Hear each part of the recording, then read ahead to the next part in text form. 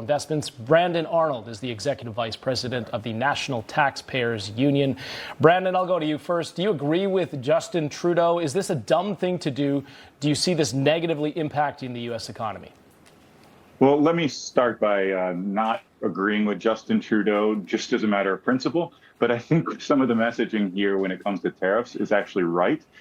Tariffs hurt both countries. They hurt Canada. They hurt Mexico. Those higher taxes slow economic growth. And we've already seen a weak jobs report come out. We've seen some hit to consumer confidence.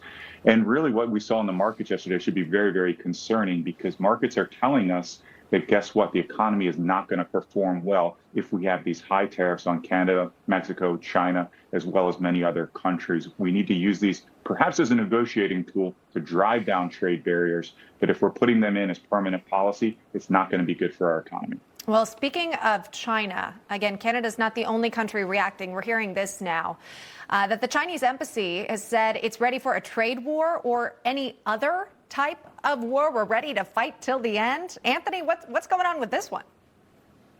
I think as you see the grandstanding and you hear comments like this out of China, out of Governor Trudeau, you know you're on the right path. So those comments mean nothing. I don't think that China is looking to engage in any type of war with the United States of America.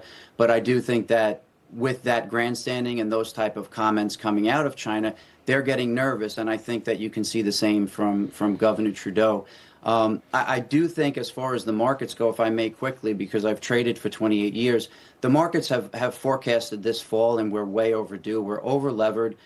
Sentiment is at extremes, and honestly, valuations are at extremes. So this is the headline that they're using to sell off the market, but this sell-off was coming either way.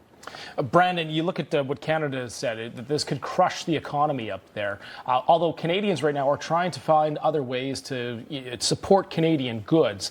Is that going to be enough, though? Or will they still need to rely on the United States for selling a lot of the goods that they have in their country? Yeah, I mean, tariffs hurt both countries, but obviously they hurt Canada a lot more. Canada is more trade dependent in general and more trade dependent specifically on the United States than we are on them.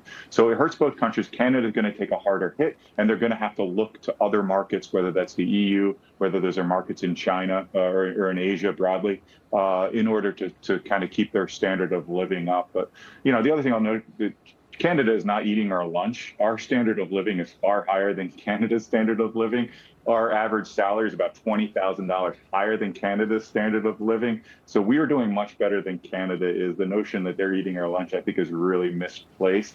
But at the end of the day, we ought to find a settlement between Canada. We ought to negotiate here and restore a good relationship, because I think it's best for both countries in the long run. All right. Great point. Not to mention the farmers, the U.S. farmers got a shout out last night during the president's address.